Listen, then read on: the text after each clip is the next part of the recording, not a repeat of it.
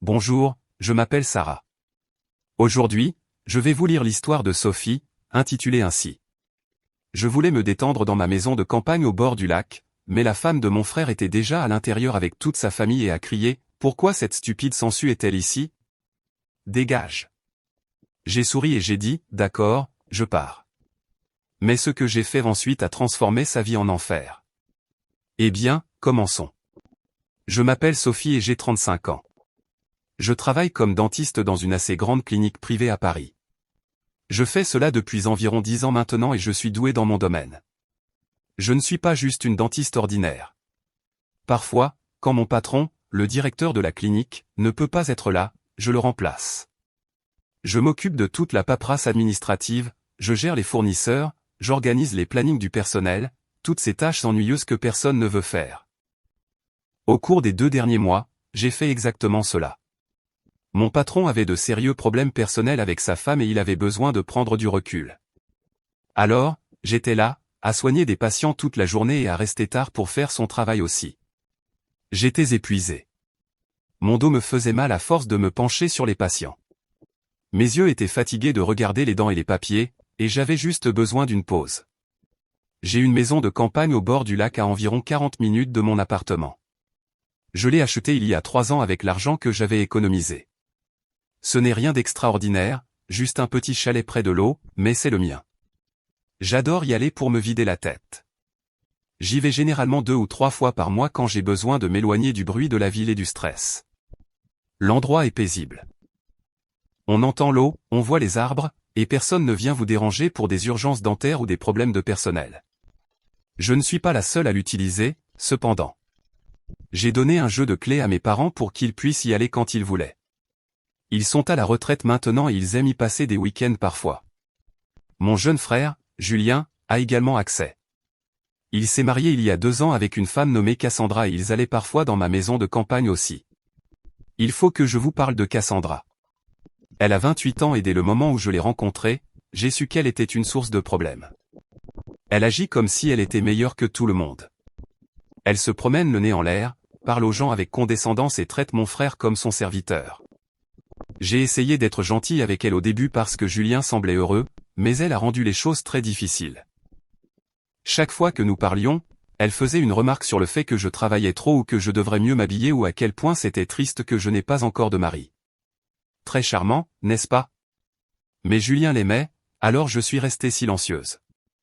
Je l'ai laissé utiliser ma maison de campagne parce que je me disais que, de toute façon, elle était vide la plupart du temps.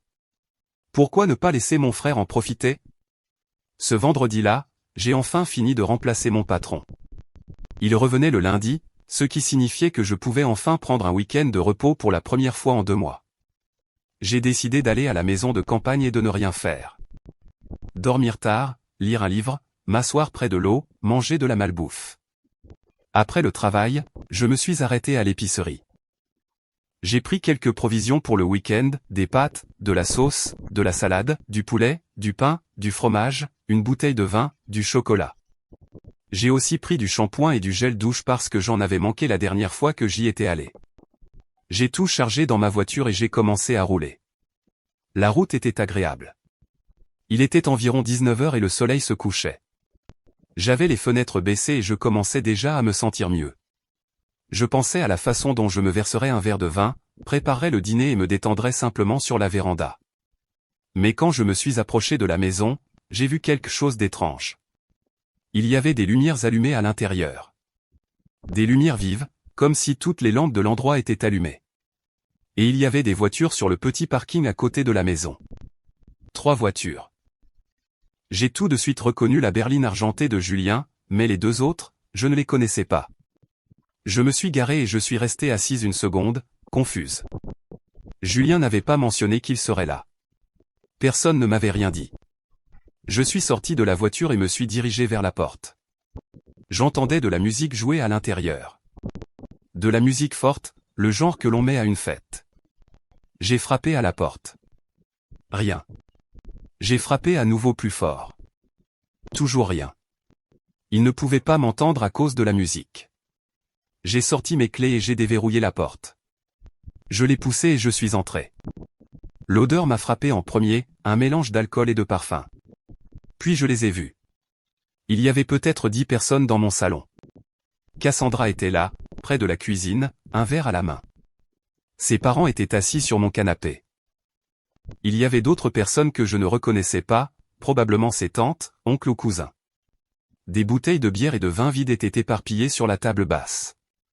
Quelqu'un avait ouvert mes fenêtres et de la musique assourdissante venait d'une enceinte que je ne possédais même pas. Quand je suis entré, quelqu'un m'a remarqué et a coupé la musique. Tout le monde s'est tourné pour me regarder. Je m'attendais à ce qu'ils aient l'air embarrassés ou désolés, vous savez, comme des gens normaux le feraient s'ils étaient pris en flagrant délit d'utiliser la maison de quelqu'un d'autre sans demander, mais non, ils avaient juste l'air ennuyés, comme si c'était moi qui interrompais quelque chose que je ne devrais pas.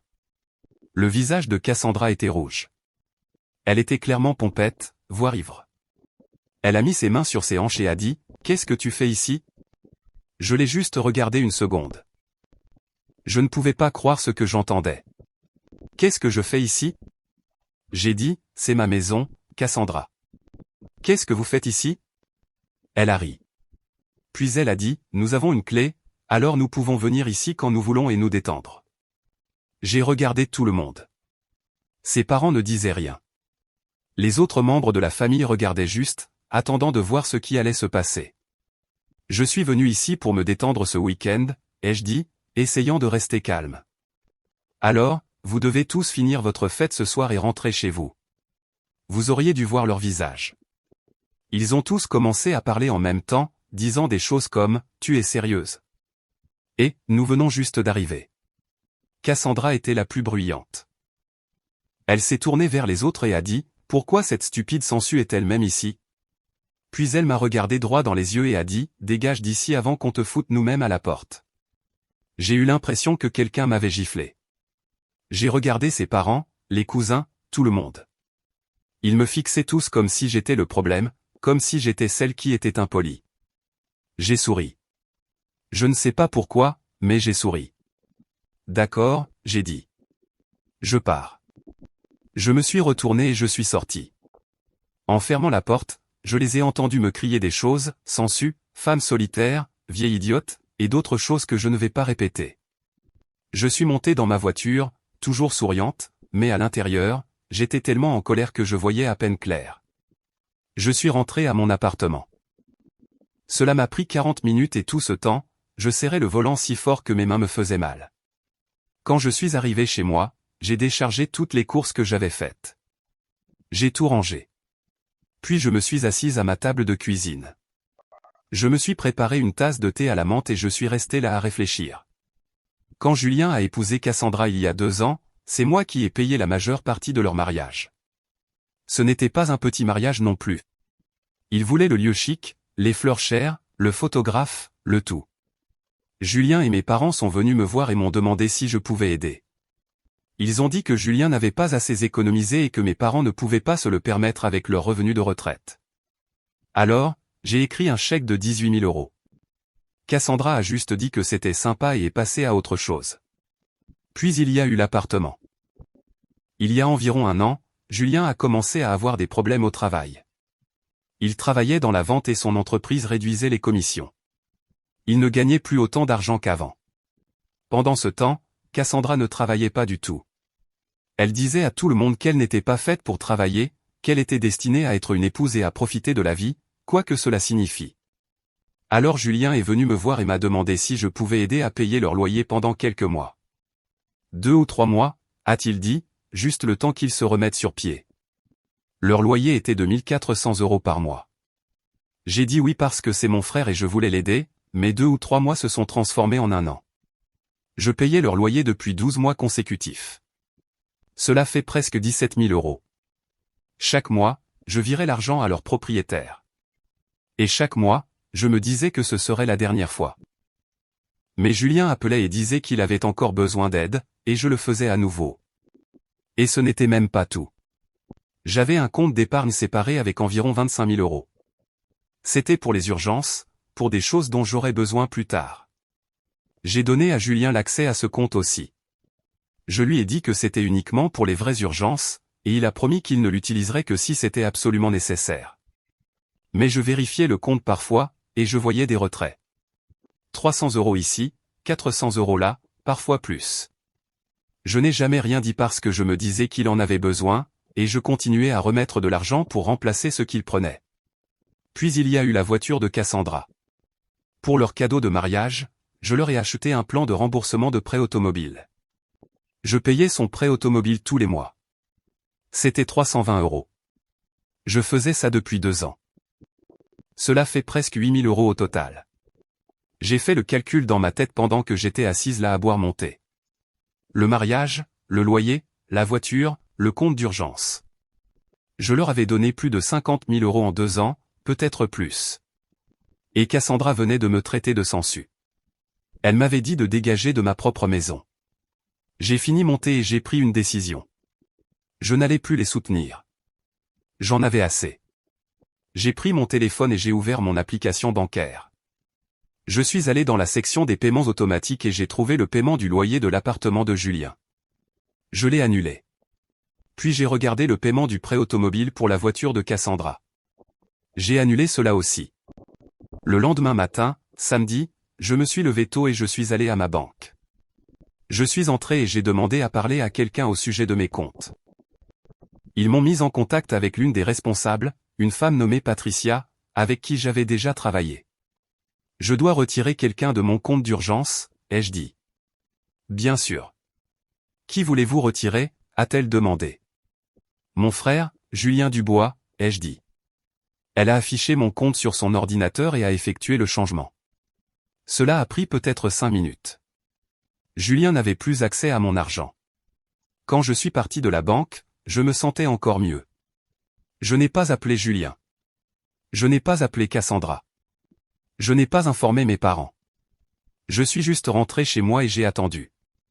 Cela n'a pas pris longtemps. Le vendredi suivant, exactement une semaine plus tard, mon téléphone a sonné. C'était Julien. J'ai répondu. Il n'a même pas dit bonjour. Il a juste dit, qu'est-ce qui s'est passé? Pourquoi le propriétaire n'a-t-il pas reçu le paiement du loyer? J'ai pris une grande inspiration et j'ai dit, parce que je ne paie plus votre loyer. Il y a eu un silence à l'autre bout du fil. J'ai aussi annulé votre accès à mon compte d'urgence, ai-je dit. Et j'ai arrêté de payer le prêt automobile de Cassandra. Plus de silence. Puis Julien a commencé à crier. Tu es folle, a-t-il hurlé. Qu'est-ce qui ne va pas chez toi? Rien ne va pas chez moi, ai-je dit calmement. Je suis parfaitement saine d'esprit. Vous devriez remercier votre femme pour cela. Elle m'a mise à la porte de ma propre maison le week-end dernier, vous vous souvenez? Julien a raccroché. Environ 30 secondes plus tard, mon téléphone a recommencé à sonner. C'était Cassandra. Je n'ai pas répondu. Elle a rappelé. Je n'ai pas répondu. Puis les messages textes ont commencé à arriver, tu es cupide. Tu es égoïste. Tu es vindicative. Comment peux-tu faire ça à ta famille? Tu es une personne horrible. Je les ai tous lus et j'ai juste ri. J'ai même ri à haute voix assise sur mon canapé. Puis, une demi-heure plus tard, ma mère a appelé. J'ai répondu. Sophie, qu'est-ce qui se passe, a-t-elle dit. Julien vient de m'appeler et il est très contrarié. Je lui ai tout raconté. Je lui ai raconté que j'étais allé à la maison de campagne, que Cassandra et sa famille étaient là, comment ils m'avaient traité, ce que Cassandra avait dit. Je lui ai dit que j'avais cessé de payer leur loyer et le prêt automobile et que j'avais coupé l'accès de Julien à mon compte. Ma mère est restée silencieuse pendant un moment.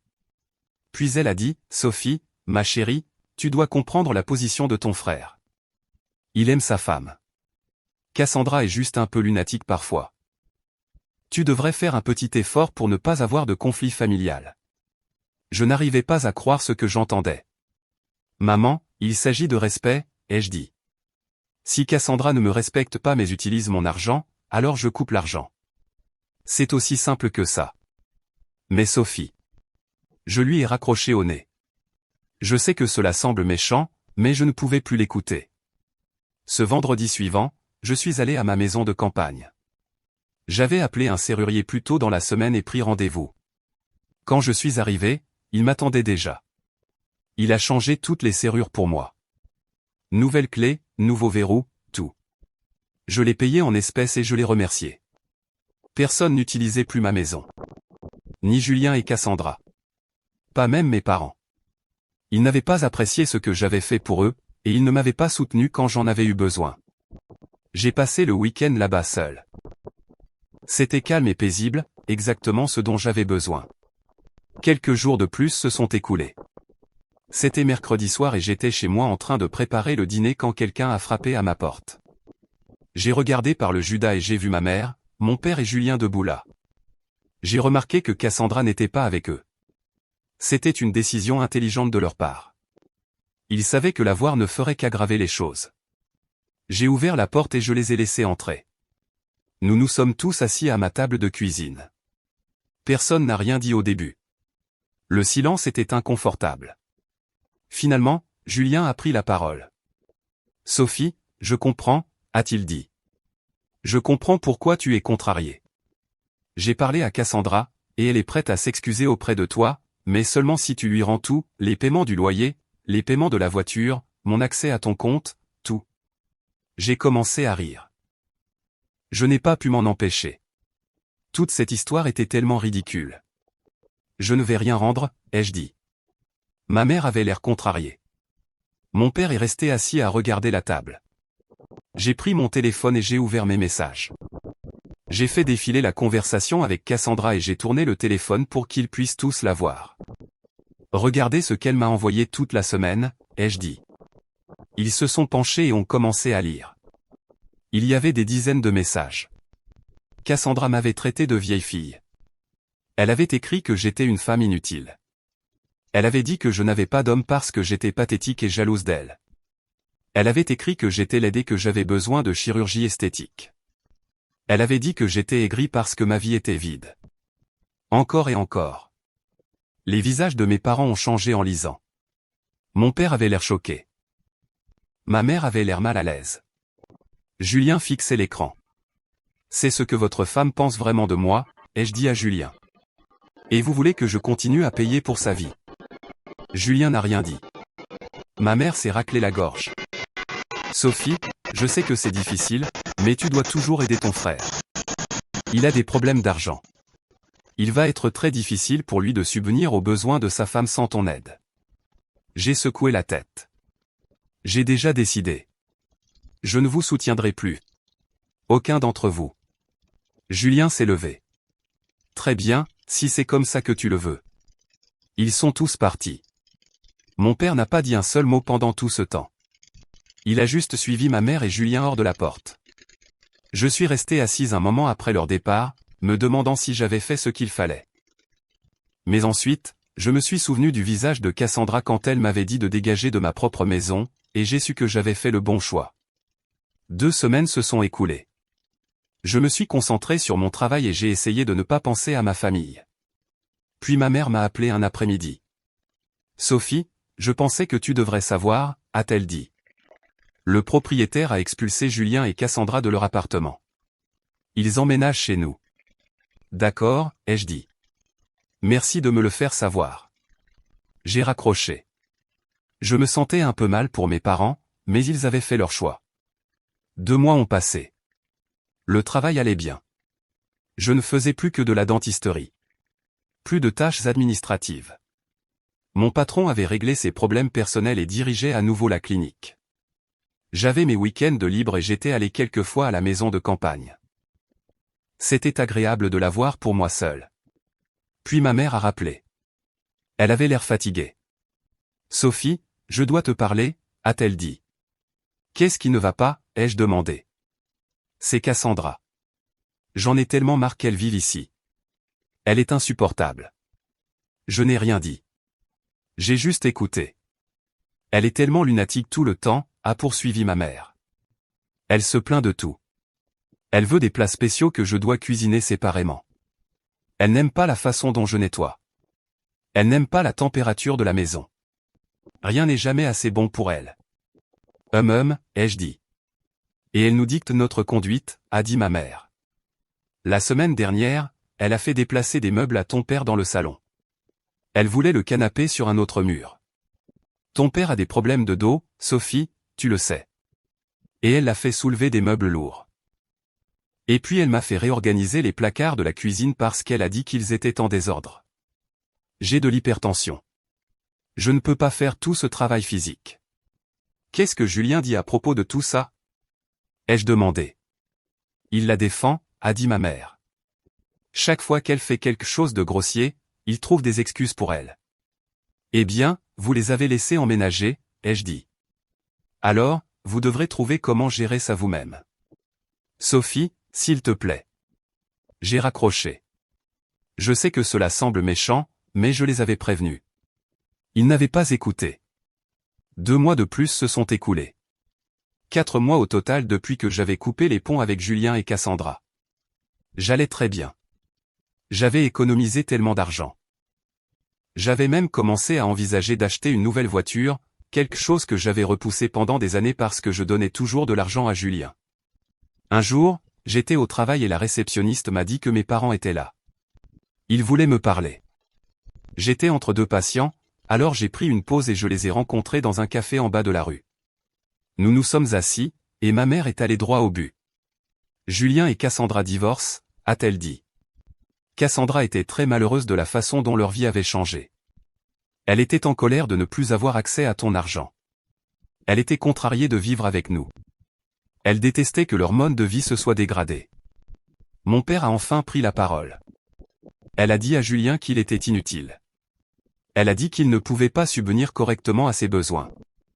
Elle a posté des choses sur Facebook, a ajouté ma mère. Elle a écrit que Julien était un homme stupide qui ne pouvait pas subvenir aux besoins de sa femme. Elle a dit qu'il n'était pas digne d'elle. Elle a dit qu'elle méritait mieux. Et qu'a fait Julien, ai-je demandé. Il a finalement perdu patience, a dit mon père. Il a demandé le divorce la semaine dernière. J'ai hoché la tête lentement. Bien. C'est la chose la plus intelligente qu'il ait jamais faite. Ma mère n'a pas discuté avec moi cette fois. Mon père non plus. Ils sont tous les deux restés assis, l'air fatigué et triste. Nous avons fini notre café et ils sont partis. Je suis retourné au travail et j'ai essayé de tout assimiler. Quelques mois plus tard, ma mère m'a dit que le divorce était prononcé. Julien et Cassandra étaient officiellement séparés. Elle est retournée vivre chez ses propres parents et a arrêté de poster des choses méchantes sur Julien en ligne. Puis, 2 mois après cela, ma mère a appelé avec de nouvelles nouvelles. Julien a trouvé un nouveau travail, a-t-elle dit. Un très bon. Il gagne très bien sa vie maintenant, plus qu'il n'avait jamais gagné auparavant. C'est super, ai-je dit. Et je le pensais. Il a quitté notre maison pour son propre appartement, a-t-elle dit. Il va vraiment bien, Sophie. J'étais sincèrement heureuse pour lui. Peut-être que perdre Cassandra était le déclic dont il avait besoin. Les choses ont été calmes pendant un moment après cela. J'ai continué à travailler, à aller à ma maison de campagne le week-end, et j'ai essayé de reconstruire ma relation avec mes parents. Ils s'étaient excusés auprès de moi quelques mois après le divorce. Ma mère a admis que j'avais eu raison à propos de Cassandra depuis le début, et mon père a dit qu'il était désolé de ne pas avoir parlé quand il aurait dû le faire. Je leur ai pardonné. Ce sont mes parents après tout. Julien et moi ne nous parlions pas beaucoup au début. Je pense qu'il était embarrassé par tout ce qui s'était passé, mais lentement, avec le temps, nous avons commencé à nous envoyer des messages de temps en temps. Rien de profond, juste pour prendre des nouvelles. Il ne m'a plus jamais demandé d'argent, ce que j'ai apprécié. Environ 6 mois après le divorce, ma mère m'a appelé avec des nouvelles intéressantes. Tu ne devineras jamais ce qui s'est passé, a-t-elle dit. Cassandra a essayé de se remettre avec Julien. J'ai failli laisser tomber mon téléphone. Tu es sérieuse? Complètement sérieuse, a dit ma mère. Elle l'a appelé la semaine dernière. Elle lui a dit qu'elle avait fait une erreur et qu'elle voulait arranger les choses. Qu'a dit Julien, ai-je demandé. Il lui a dit non. Il a dit qu'il ne voulait plus rien avoir à faire avec elle. J'ai souri. Tant mieux pour lui. Elle ne l'a pas bien pris, a poursuivi ma mère. Elle n'arrêtait pas de l'appeler et de lui envoyer des messages. Elle s'est même présentée à son appartement un jour. Il a dû lui dire qu'il appellerait la police si elle ne le laissait pas tranquille. Waouh, ai-je dit. Elle est désespérée, Sophie, a dit ma mère. Je pense qu'elle a réalisé ce qu'elle a perdu. Julien a un excellent travail maintenant. Il gagne bien sa vie. Il est heureux et elle a tout gâché. Nous avons parlé encore quelques minutes puis nous avons raccroché. Je me sentais satisfaite d'une certaine manière. Cassandra avait traité Julien comme de la camelote et maintenant elle en payait le prix. Mais l'histoire ne s'est pas arrêtée là. Une semaine plus tard, j'étais chez moi en train de regarder la télévision quand mon téléphone a sonné. Je ne reconnaissais pas le numéro, mais j'ai quand même répondu. Allô, ai-je dit. Sophie, c'est Cassandra. J'ai failli raccrocher à ce moment-là, mais j'étais curieuse de savoir ce qu'elle voulait. Qu'est-ce que tu veux, Cassandra? Ai-je demandé. J'ai besoin de ton aide, a-t-elle dit. S'il te plaît, Sophie. Je sais que j'ai été horrible avec toi. Je sais que j'ai dit des choses terribles, mais j'ai besoin que tu m'aides à me remettre avec Julien. Il ne veut pas m'écouter. Peut-être que si tu lui parles. J'ai commencé à rire. Je n'ai pas pu m'en empêcher. Tu m'appelles pour me demander de l'aide pour te remettre avec mon frère, ai-je dit, après tout ce que tu as fait? J'ai fait des erreurs, a-t-elle dit. Je le sais maintenant, mais Julien et moi sommes faits l'un pour l'autre. Nous étions bien ensemble.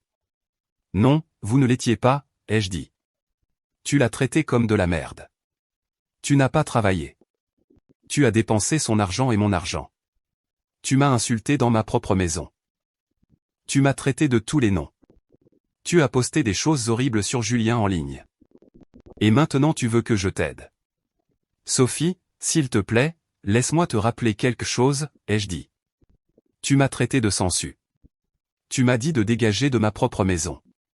Tu m'as envoyé des messages me traitant de vieille fille, de femme inutile. Tu as dit que j'avais besoin de chirurgie esthétique. Tu as dit que j'étais pathétique et jalouse. Tu te souviens de tout ça? Elle était silencieuse. Tu ne mérites pas un homme comme mon frère, ai-je dit. Tu ne mérites personne qui te traitera bien parce que tu ne sais pas traiter les autres bien. Julien est mieux sans toi et il le sait. Tu es juste aigri parce que tu es seul, a-t-elle dit. Sa voix avait changé. Elle avait l'air en colère maintenant. Peut-être que je suis seul, ai-je dit. Mais je préférerais être seul qu'être avec quelqu'un qui me traite comme tu as traité Julien et comme tu m'as traité. J'ai raccroché. C'était la dernière fois que je parlais directement à Cassandra.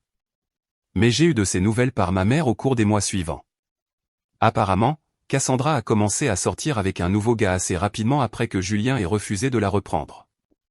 Ma mère m'a dit qu'il s'appelait Derek ou Damien ou quelque chose comme ça. Elle a dit que c'était une mauvaise fréquentation. Il boit beaucoup, a dit ma mère. Et j'ai entendu dire par la mère de Cassandra qu'il se drogue aussi. Elle est très contrariée par les choix de Cassandra. Eh bien, Cassandra a fait son lit, ai-je dit. Maintenant, elle doit y dormir. Ma mère était d'accord. Quelques mois de plus se sont écoulés. J'ai croisé Julien chez nos parents un dimanche. Nous étions tous les deux là pour le dîner. C'était la première fois que nous nous asseyions vraiment pour parler depuis longtemps. Comment vas-tu, lui ai-je demandé. Je vais bien, a-t-il dit. Vraiment bien, en fait. Le travail est excellent. J'ai été promu le mois dernier. Je gagne plus d'argent que je n'aurais jamais cru possible. C'est incroyable, ai-je dit. Et je sors avec quelqu'un de nouveau, a-t-il dit. Elle s'appelle Amélie. C'est une enseignante. Elle est vraiment gentille. Je suis heureuse pour toi, ai-je dit. Et je le pensais. Julien m'a regardé une seconde, puis a dit, Sophie, je dois dire quelque chose. Je suis désolé. Je suis désolé pour tout. Pour avoir laissé Cassandra te traiter comme elle l'a fait, pour avoir pris ton argent et ne pas l'avoir apprécié. Pour ne pas t'avoir défendu quand j'aurais dû le faire. Tu avais raison sur tout. Et j'étais un idiot. J'ai senti des larmes monter aux yeux, mais je les ai retenues. Je te pardonne, ai-je dit. Il m'a serré dans ses bras et nous avons été bien après cela. Quant à Cassandra, la dernière chose que j'ai entendue, c'est qu'elle était toujours avec ce gars, Derek ou Damien, celui qui boit et se drogue. Ma mère m'a dit qu'elle avait l'air terrible la dernière fois que quelqu'un l'avait vue. Elle avait pris du poids, ses cheveux étaient en désordre, et elle avait juste l'air malheureuse. Une partie de moi se sentait mal pour elle. Mais surtout, je pensais qu'elle avait eu exactement ce qu'elle méritait. Elle pensait qu'elle était trop bien pour tout le monde.